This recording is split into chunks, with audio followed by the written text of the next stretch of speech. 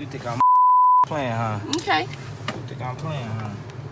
Hit you with this big 4-5 hollow tips, gonna eat your up. Take a closer look at this video.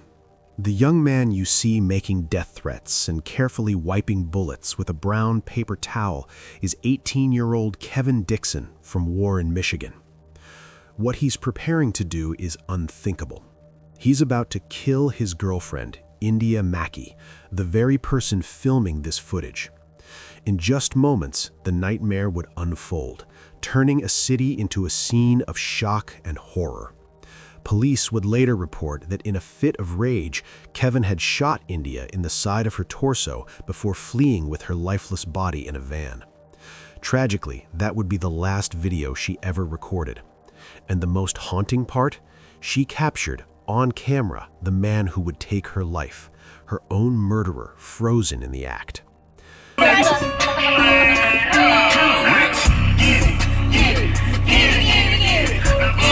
little ass.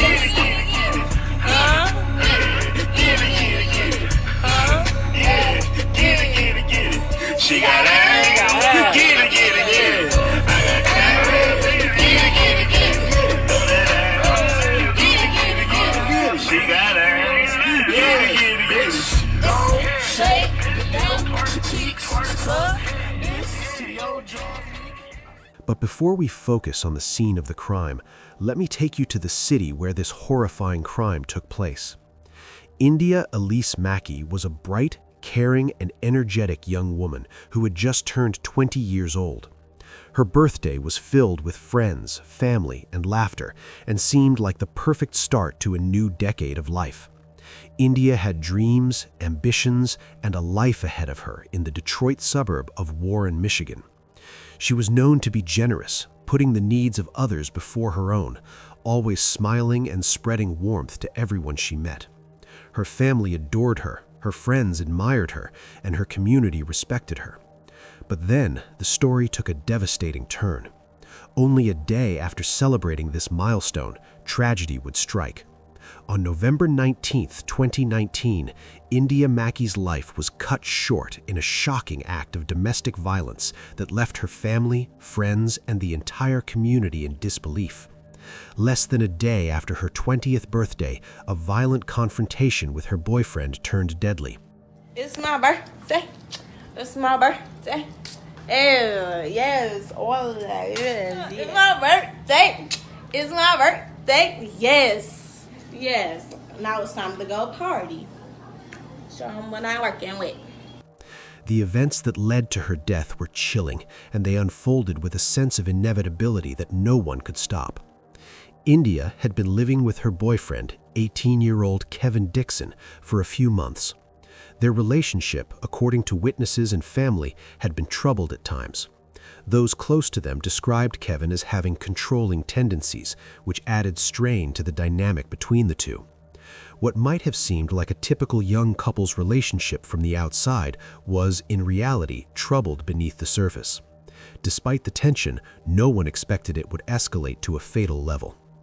After celebrating her birthday with her friends and family, India went to work the next day, as she did on any other normal Tuesday.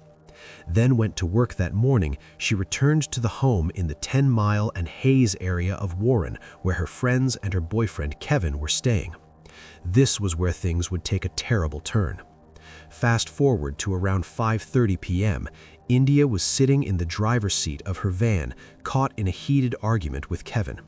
However, the exact cause of their argument remains unclear, but it was intense enough that India felt compelled to record it on her phone. She captured a moment of terror without knowing it would be the last time she would ever do so.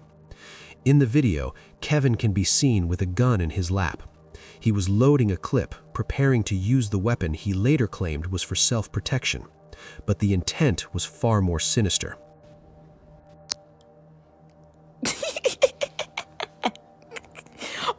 You just look me off.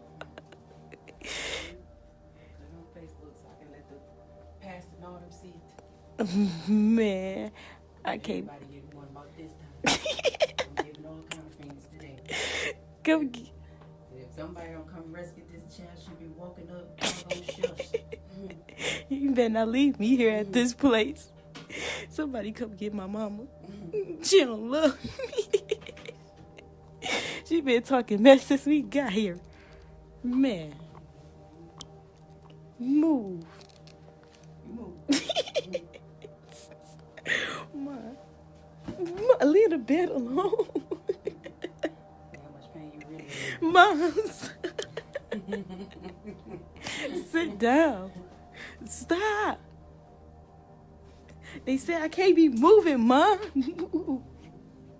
What, you dropped the quarter?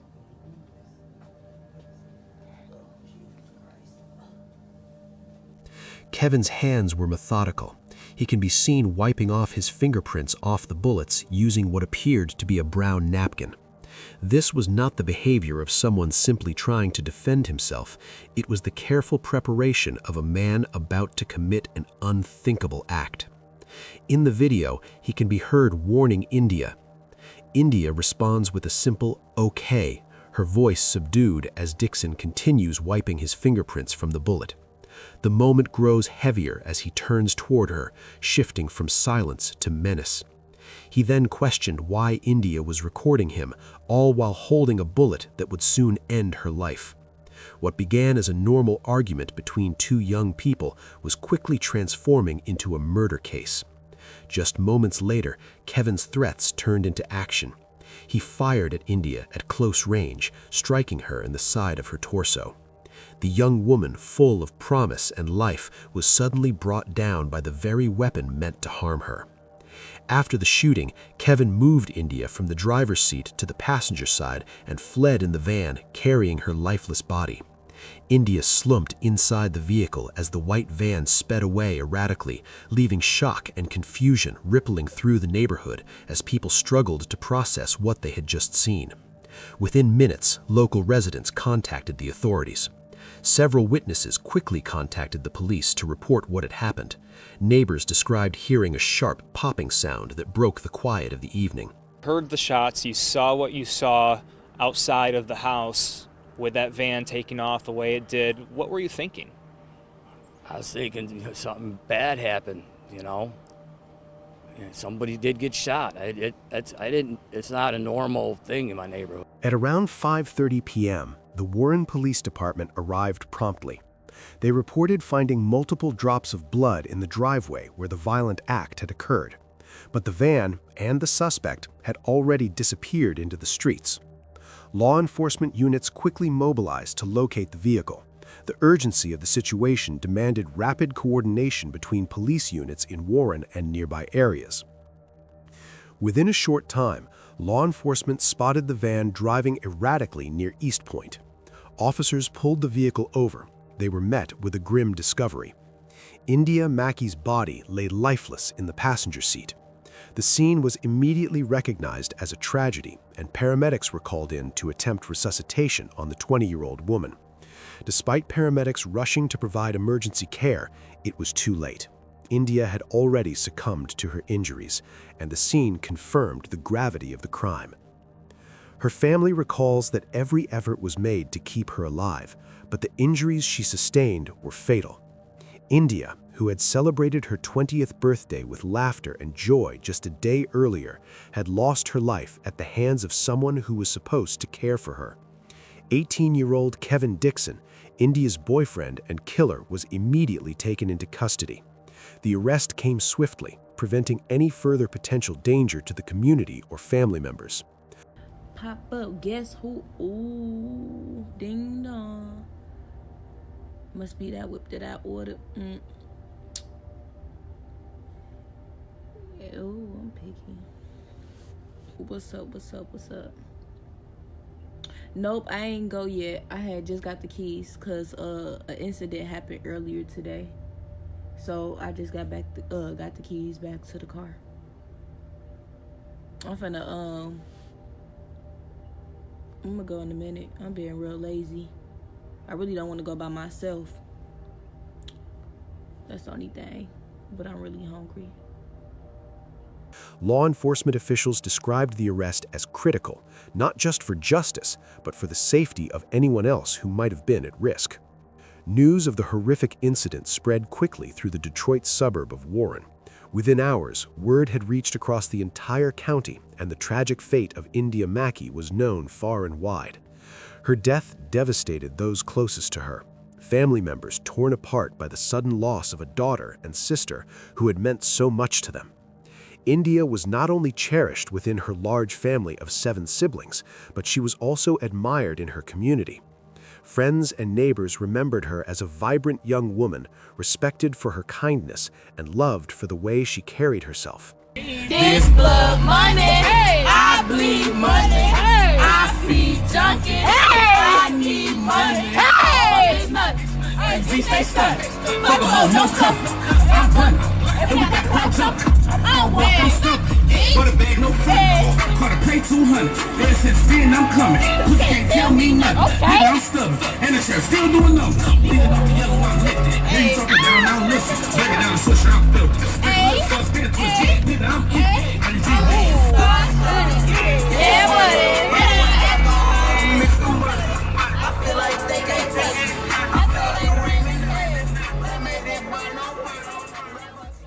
The shock of her passing left both her family and the wider community grappling with grief and disbelief. Several people later said they were aware that India's relationship with Kevin Dixon had been troubled. They described moments of tension and difficulty, but few imagined it would end in such a devastating way. Family members and witnesses noted that Kevin often displayed controlling behavior, which added strain to their bond. In fact, India Mackey's death marked the 6th case of domestic violence of this nature in Macomb County between September and November of 2019. The alarming statistics pushed detectives to gather every possible detail about the case. Soon, police began to uncover details of the horrific incident. Here, Pontiac all over to come together, to help with this domestic violence situation because it needs to stop. During interrogations, Kevin Dixon gave conflicting accounts of what happened. At first, he told both Detroit and East Point police that India had shot herself at his home. Later, he shifted his story, claiming he had touched the trigger and the gun discharged accidentally. Little did investigators know, the story was far from over. Investigators pressed further, searching India's phone for clues. What they found was damning. A video she had recorded just seconds before her death. The footage captured Kevin's behavior and directly contradicted his claims, leaving little doubt about his role in her passing. The discovery of that video became the most incriminating piece of evidence, exposing the truth behind Kevin's shifting stories and sealing the case against him. These my clips or those my clips? Your clips will always be on this side. Okay. I'm sorry to fuck up last time I passed my video.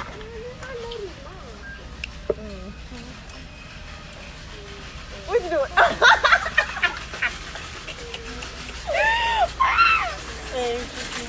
Period. Come on, let's see. We're trying to get paid to do none. Sit down. Period. In that order. About who over there? For real. Man. Man, oh man. Man, oh man. As detectives pieced together the timeline, a new suspect emerged. After shooting India, Kevin attempted to manipulate the situation. He used India's phone to call his mother to seek help in hiding the weapon used in the crime. Even in the aftermath, his actions reflected a disturbing awareness of the consequences and a conscious effort to evade accountability. But that wasn't all. Minutes after the shooting, Kevin reached out to one of India's acquaintances. In his twisted retelling of events, he claimed that India had been playing with a gun and that he had repeatedly warned her to stop before it went off, ending her life instantly. But his version of the story, however, did not align with what others saw. A witness told police that shortly after hearing the gunshot and watching the white van speed away, he noticed a Chevrolet pull into the driveway. A woman stepped out, picked up a coat from the ground, and then switched vehicles with another person driving a Jeep. The two fled in different directions, raising suspicions about what had just taken place. But there was one problem. No one could find the weapon. Detectives believed the firearm used to kill India was hidden inside that coat. Evidence pointed to Kevin's mother as the one who retrieved the weapon before police could recover it. When confronted, she admitted to tampering with evidence in an attempt to protect her son from prison. Her actions led to charges of being an accessory after the fact and tampering with evidence. She was arrested when she appeared at Kevin's arraignment in November, though she ultimately avoided prison, paying a $2,300 fine in exchange for cooperation.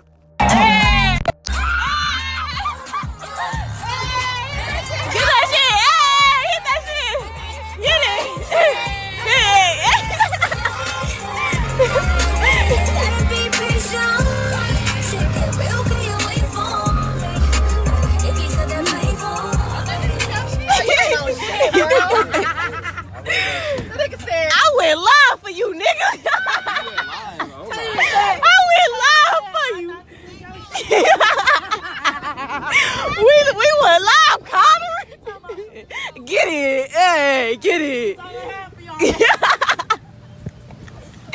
This song was for me. We went live for you. We believed in you, man. You hopped out the car with that. Boy, you can't, boy. I'm finna slap you. Them Jesus swells. Turtle Man, live in action. Walking on the railroads with that. Bet you don't know this one, Connor. What? I know you will. Get it, man. Yeah. Come on, Connor. I mean, Colin. Come on, man. Hey, hey, hey, get it, cuz. Get it, cuz. Get it, cuz. Hey, hey, hey. Get it, hey, hey. Hey, get it. Hey. Get it, Daniel. Hey. Hey.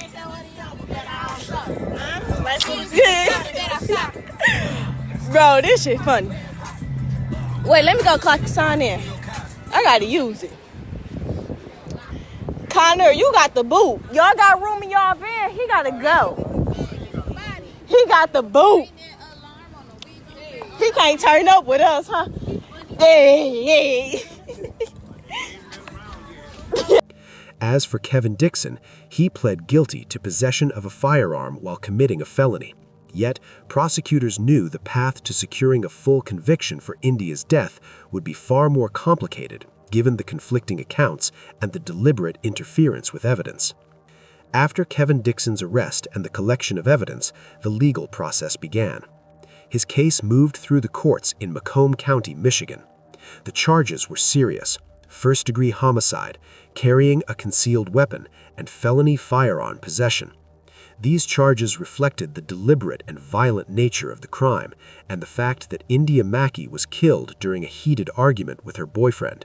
18-year-old Kevin Dixon faced a judge today in connection to the death of his 20-year-old girlfriend, India Mackey, with new details coming out that are very disturbing. But while he was inside getting arraigned, there was actually action taking place on the outside of the courtroom.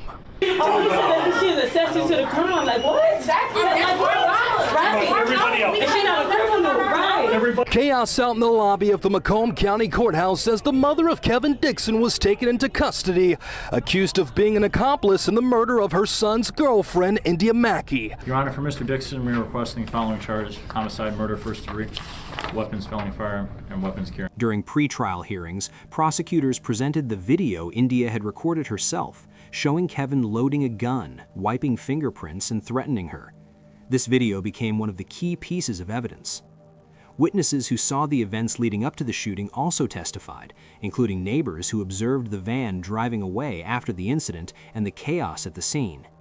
In court, Kevin initially tried to minimize his responsibility. He claimed that he had not intended to kill India and requested release to begin a new job. However, the judge and prosecutors pointed to the video evidence, witness statements, and Kevin's actions immediately after the shooting, which included attempting to conceal the weapon, as proof that the act was intentional and premeditated. During his court proceedings, Kevin showed little remorse. He even had the guts to ask the judge to release him, claiming he was about to begin a new job and did not want to go to prison. His request revealed a startling lack of accountability, as though the gravity of his actions could be brushed aside by personal convenience. The courtroom, however, was not swayed. Kevin would not be let off so easily, and the weight of the charges against him ensured that his attempts to minimize the consequences fell flat. The defense attempted to negotiate a plea, arguing for a lesser charge like manslaughter, citing potential arguments about the heated nature of the argument or Kevin's age. However, prosecutors emphasized that the shooting was deliberate and India's life was taken in a situation where she posed no threat. They maintained that a severe sentence was necessary for justice and for public safety. Ultimately, Kevin Dixon agreed to a plea deal. The first-degree homicide charge, which could have carried life without parole, was dismissed. In exchange, he pleaded guilty to second-degree homicide. This agreement ensured a long prison sentence while avoiding the uncertainties of a full trial. The court sentenced Kevin Dixon to 20 to 35 years in prison. Said, Ma. I said, Mama. Mama Adrian said, and tell her to bring you a, you mind if I cuss? You better not cuss. Bring you a dang blanket before she pull up. Tell her pull up, 'cause she can take my spot. You don't try to get rid of me. Mama ain't playing with them. Yeah. Get off this. They got the game all messed up on my period, poo. Ready to go home, poo. Get in my bed.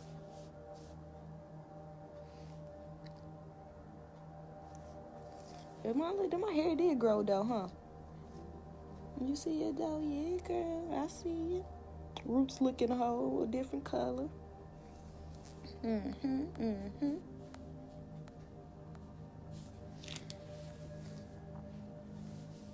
You can't ask her for a blanket, Ma. I feel like I'm doing too much, but then again, my life is doing too much. You running your mouth is extremely too much. Shoot. You mad? Hey. You doing running your mouth too much. See if they can give me a dang blanket. It's warm out there. Let me push you out there. Ma, leave the bed alone. Yeah. Girl, don't touch this bed. Yeah. We need a blanket. You ain't gonna ask her for a blanket, Mother. Oh, excuse me. Is those clean?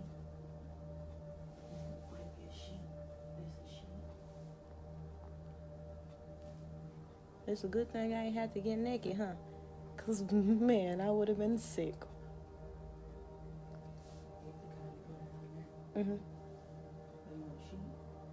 I'm just cold. They supposed to gave us a blanket.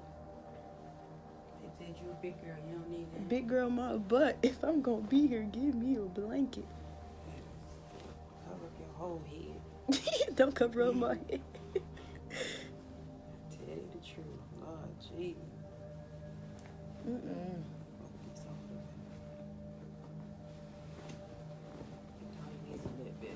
A little bit. Well, I need to eat a little bit. I'm a big.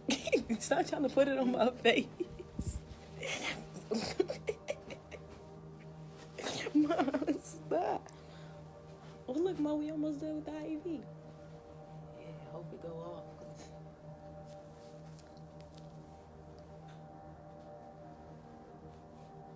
This sentence reflected the gravity of his actions while recognizing the plea agreement. Kevin's mother, who had previously tampered with evidence, had already faced legal consequences in the form of a fine, but she was not imprisoned due to her cooperation with authorities. Throughout the trial and hearings, the evidence consistently reinforced the narrative of premeditation and danger.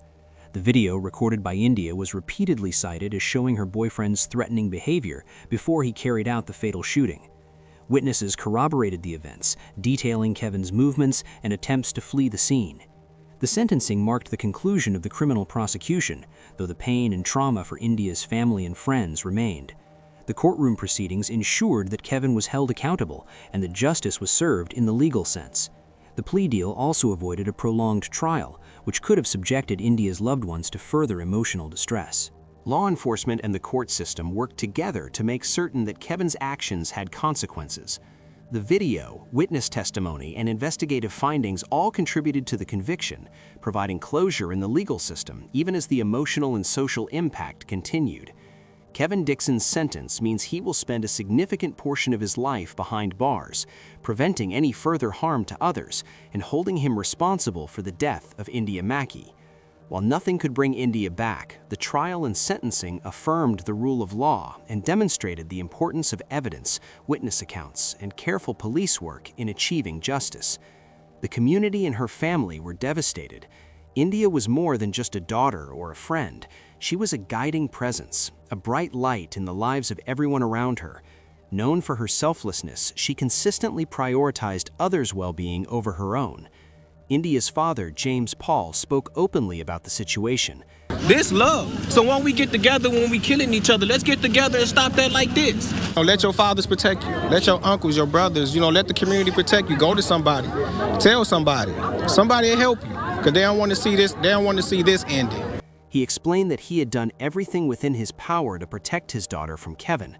But as a father who respected her independence and freedom, there were limits to how much he could intervene. His words reflected both the love he had for his daughter and the painful reality of watching her navigate a relationship that carried warning signs. Friends and neighbors described India as someone who always put herself last, a young woman who would help anyone in need. She was loving, generous, and attentive to her family. She had a strong presence in the community, making the sudden and violent loss all the more heartbreaking. The crime itself was shocking not only for its brutality, but also for its calculated nature. Kevin's actions were deliberate. He had prepared the firearm, wiped away evidence, and threatened India moments before ending her life. This was not a spontaneous act of anger. It was a premeditated decision to commit violence. Witnesses later described the chilling sequence: the argument, the loaded gun, the warning about hollow-point bullets, and the eventual fatal shot. In the hours and days following, the reality of the situation sank in. Friends shared the chilling video she had recorded, showing Dixon's hands on the bullets, the warnings, and the premeditation that had led to her death. The community began to grasp the full scope of what had occurred. It wasn't just a fight or a heated argument. It was the culmination of a dangerous relationship, a moment of extreme aggression, and an act of murder that would leave a permanent mark on the lives of everyone connected to India Mackey. April 18th, a gathering was organized by India's sister, Isis, at Saginaw High School, the place India once attended and graduated from. That evening, the community came together for a candlelight vigil to honor her life. Friends, family, and neighbors shared heartfelt stories of their favorite memories with her, lit candles at the altar, and released balloons into the night sky in her memory. However, the vigil was more than a ceremony. It was a collective expression of grief, love, and remembrance. Several words of prayer were shared this evening at Saginaw High School. She came together here at the high school where she graduated to mourn and reminisce on her life. I thank God for the people, the love that's being shown from here, Pontiac, all over, to come together, to help with this domestic violence situation, because it needs to stop. This love. So when we get together, when we killing each other, let's get together and stop that like this. Let your fathers protect you. Let your uncles, your brothers, let the community protect you. Go to somebody. Tell somebody.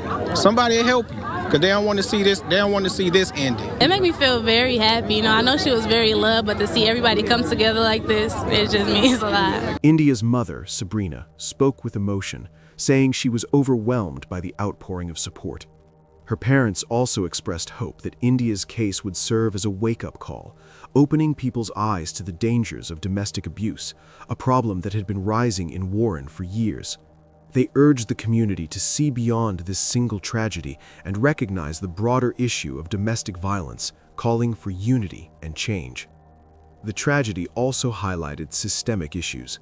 Domestic violence, often hidden behind closed doors, had claimed another life. Despite the visible warnings, the threats, and the toxic patterns in the relationship, nothing prevented the fatal act. Her death serves as a stark example of the vulnerability of young women in abusive relationships and the urgent need for awareness, intervention, and prevention strategies within communities. The death of India Mackey serves as a tragic reminder of the dangers of domestic abuse and the devastating impact of intimate partner violence. It was a violent, preventable act that cut short a young life filled with promise, love, and kindness. The community lost not just a resident, but a beacon of hope, a young woman whose presence enriched the lives of everyone she touched. Her life, though brief, was filled with moments of care, laughter, and connection. She had celebrated milestones, shared joy with family and friends, and worked to build a life for herself. Yet, all of that ended in a matter of minutes because of a violent act by someone she trusted. The loss was felt not only in her immediate family, but across the Warren community, with neighbors, classmates, and co-workers mourning her death and struggling to understand how someone so full of life could be taken away so abruptly. The crime scene, in its simplicity, tells a devastating story. A young woman, sitting in her vehicle, talking to someone she loved, recorded a final moment of clarity and terror. A heated argument escalated to lethal violence. The gun, loaded and ready, delivered a single fatal shot. India was gone. The suspect fled, leaving behind a trail of blood, fear, and heartbreak. This act, happening in the quiet of a residential street, underscored how domestic violence can erupt into deadly consequences in an instant. As her family and friends mourned, the details of her final moments became a haunting reminder of the importance of recognizing the signs of domestic abuse. India's courage in recording the interaction, her efforts to document the threat, and the video evidence captured before her death would later play a critical role in understanding the events leading to her passing. Yet, no amount of documentation could undo the loss of a young woman whose life was just beginning to unfold. India Mackey was remembered not only for the circumstances of her death, but for the life she lived, a life defined by generosity, compassion, and the ability to bring light to those around her. Her untimely death at the hands of her boyfriend was a cruel and senseless act that left an indelible scar on her family and community. It is a story of loss, a warning about the dangers of domestic abuse, and a call to recognize the humanity of victims whose lives are taken too soon. What do you think about it? Let us know in the comments below. And if you found this story intriguing, please like, share, and don't forget to subscribe for more stories like this.